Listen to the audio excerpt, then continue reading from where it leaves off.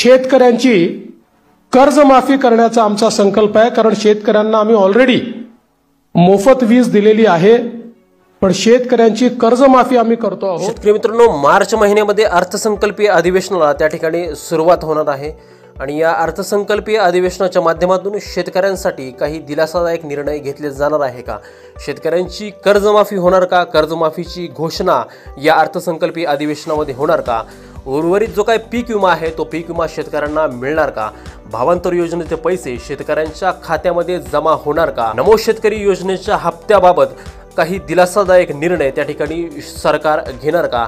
याबाबतही सविस्तर चर्चा आपण या व्हिडिओच्या माध्यमातून त्या ठिकाणी करणार आहोत। शेतकरी मित्रांनो, सरकार कर्जमाफी करेल अशा अपेक्षेवरती, अशा आशेवरती त्या ठिकाणी शेतकरी आहेत।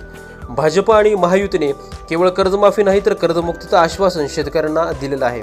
म्हणजे शेतकऱ्यांकडे जेवढं कर्ज आहे तेवढं कर्ज त्या ठिकाणी माफ केलं जाईल असा त्याचा सरळ सरळ अर्थ होतो।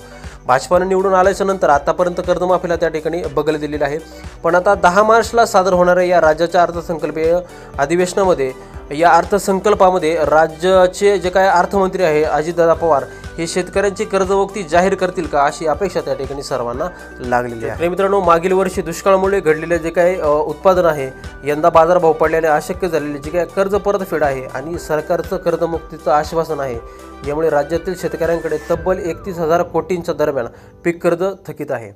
राज्यात महायुती सरकार सत्तेत आल्यानंतर हा पहिलाच पूर्ण अर्थसंकल्प आहे। महायुतीने दिलेल्या आश्वासनाप्रमाणे शब्द पाळावा आणि कर्जमाफी जाहीर करावी अशी एक माफक अपेक्षा त्या ठिकाणी शेतकरी व्यक्त करत आहे।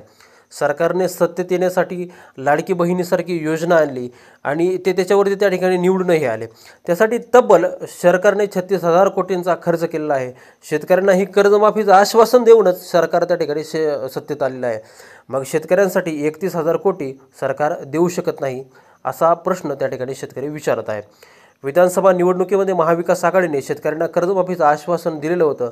भाजपाने एक पाऊल पुढे जाऊन त्या ठिकाणी कर्जमुक्तीचंही आश्वासन दिलेलं होतं। शेतकऱ्यांना कर्जमुक्त करू असं प्रचारादरम्यान खुद्द देवेंद्र फडणवीस यांनी त्या ठिकाणी सांगितलेलं होतं।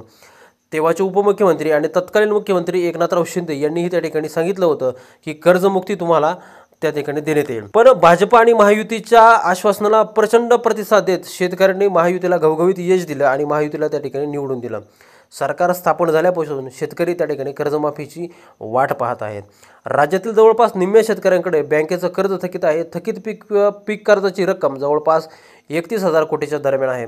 सध्या चर्चा अशी आहे की सरकारने कर्जमाफीचं आश्वासन दिल्याने काही शेतकरी हे कर्ज भरत नाहीत। ही गोष्ट काही प्रमाणात जरी खरी असली तरी पूर्ण सत्य नाही, कारण कर्ज भरण्या इतपत शेतकऱ्यांचं अर्थकारण त्या ठिकाणी अजूनही सक्षम झालेलं नाही। 2023मध्ये 2024मध्ये दुष्काळी परिस्थिती होते, उत्पादन खर्च जास्त आणि उत्पादन कमी, यामुळे शेतकऱ्यांना पीक उत्पादनातून योग्य परतावा त्या ठिकाणी मिळाला नाही। मागच्या वर्षी कापूस आणि सोयाबीनचे उत्पादन कमी राहूनही अपेक्षित भाव शेतकऱ्यांना त्या ठिकाणी मिळालेला नाही। आता जो तुरीचा भाव मिळतोय किंवा हरभऱ्याचा भाव मिळतोय, या तूर आणि हरभऱ्याच्या भावामध्ये जरी तेजी असली पण या तेजीचाही लाभ खूपच कमी शेतकऱ्यांना त्या ठिकाणी मिळालेला आहे। तर चालू हंगामात उत्पादन जास्त असून बाजारभाव नाही। कापूस सोयाबीनचे भाव आत्ताच्या सर्वात निचांकी पातळीवरती पोहोचलेला आहे। सोयाबीनचा बाजारभाव तर गेल्या 15 वर्षातील निचांकी पातळीवरती आलेला आहे। सध्या पिकांना मिळत असलेल्या बाजारभावातून उत्पादन खर्च त्या ठिकाणी शेतकऱ्याचा निघत नाही आहे। मग शेतकऱ्यांनी कर्ज कसं भरायचं हा प्रश्न शेतकऱ्यांना त्या ठिकाणी भेडसावत आहे। यामुळे शेतकऱ्यांची थकबाकी त्या ठिकाणी वाढलेली आहे। कर्ज थकल्याने शेतकऱ्यांची अनेक बाजूने त्या ठिकाणी कोंडी होत नाही, कारण आता कर्ज जर थकलं तर नवीन कर्ज तर मिळणारच नाही। शेतकऱ्यांना मिळणारे जे काही इतर लाभ आहे ते कर्ज खात्याकडे वळवले जातील। हमी भावाने माल विकल्यानंतर खात्यामध्ये जे पैसे जमा होणार आहे ते सुद्धा त्या खात्यामध्ये वजा केले जातील अशी शेतकऱ्यांना त्या ठिकाणी भीती वाटत आहे। त्यामुळे शेतकऱ्यांची कर्जमाफी ही त्या ठिकाणी अत्यावश्यक त्या ठिकाणी बनलेली आहे।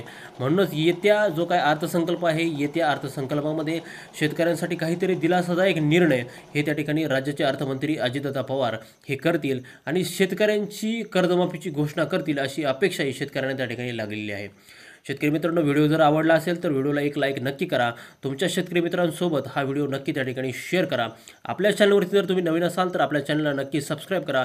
भेटूयात पुढच्या व्हिडिओमध्ये एका नवीन अपडेटसह, एका नवीन माहितीसह। तोपर्यंत शेतकरी मित्रांनो, धन्यवाद।